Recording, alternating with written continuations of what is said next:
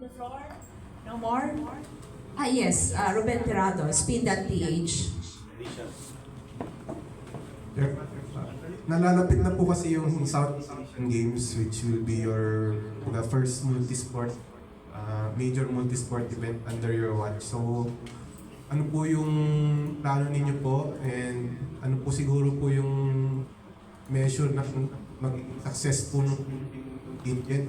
Ano po palagay nyo yung yun po, yung measure kung paano po magiging successful yung Philippines at po sa inyo po ba overall or top 5? Nung huli, kung di ako nagkakamali, we were fifth, no?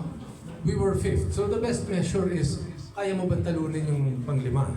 And napakalaking tulong dyan yung NSAs. Because they really know kung sino yung atletang kayang manalo.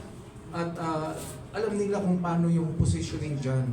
You know, let me take this opportunity. Nung ako po ay POC SecGen at tayo ay nag-host, nakita ko kung paano i-plot ni President Bambol yung atleta at gano'ng karami, saan lalaban, pinaplot mo yan parang may war room ka Di ba? Pinaplot natin mabuti yan. You cannot just send a delegation wearing a tracksuit and say, okay, laban tayo. Hindi.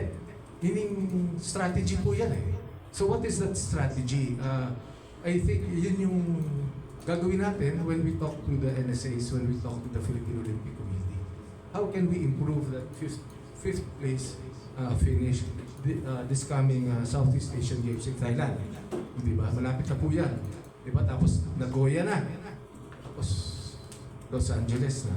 So we have to plot it that way.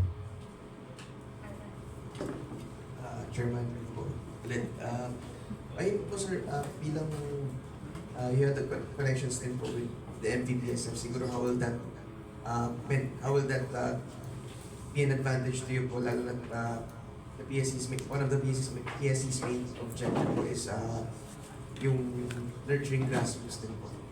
Well, kung pwede po mas marami pang MVPSF, if we can tap all the other foundations of very big companies and all sports-loving leaders, ang dami po niyan So sabi ko nga maybe it's time to put up an aggregation of a foundation na nandoon lahat. Magkita-kita po tayo sa isang organisasyon na lagay niyo yung taya niyo at identify po natin kung sino yung susuportahan niyo sa bawat isa. Tagal na yan Di ba? Marami ng programa yan at dapat athlete, at dapat sport, pero siguro gawin natin mas organisado para yung resources nandiyan. Because marami talagang gustong tumulong. Kailangan lang maintindihan nila paano kami tutulong, ano ang requirement sa pagtulong, at ano ang, let's face it, ano ang benepisyo nila bilang corporate company or brand sa pagtulong. And let's give them all the recognition. Tumulong, hindi dapat pasalamatan dahil napakahusay po ng brand nyo at tumutulong kayo sa atletang Pilipino.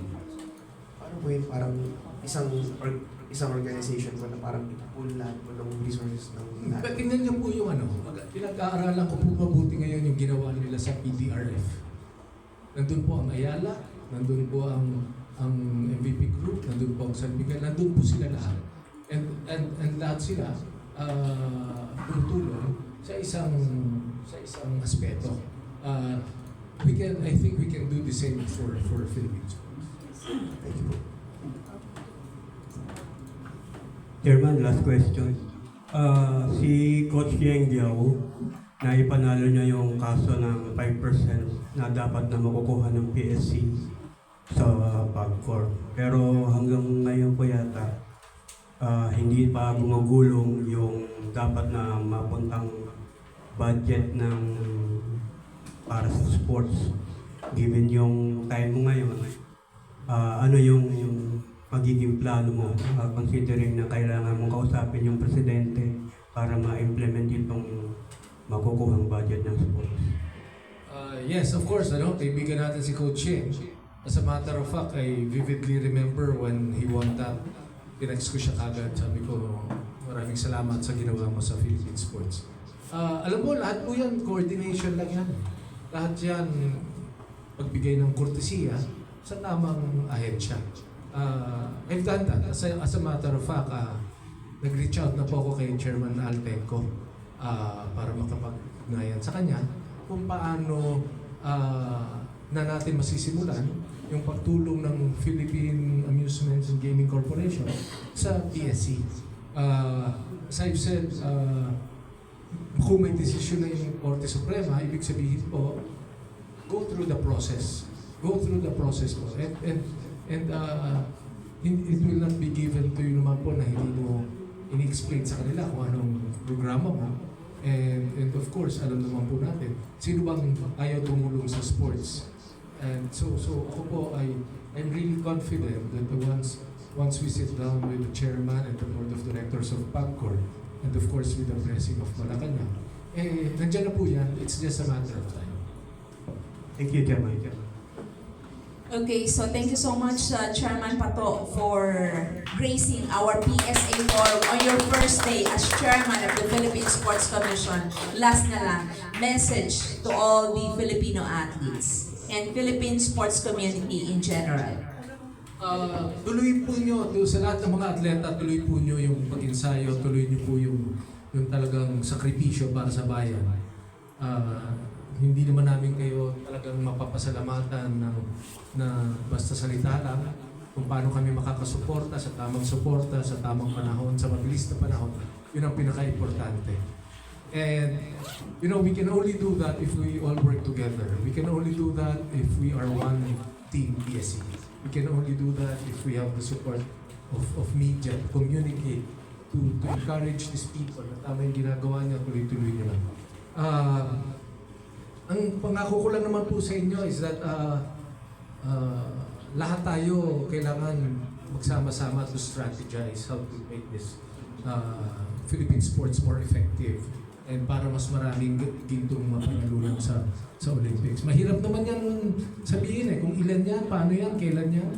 Ang importante lang you know that when you have prepared long and hard and you know that you have trained them well and you know that meron ka ng athlete development program since they're 12, 13, 14, 15, 16 years old.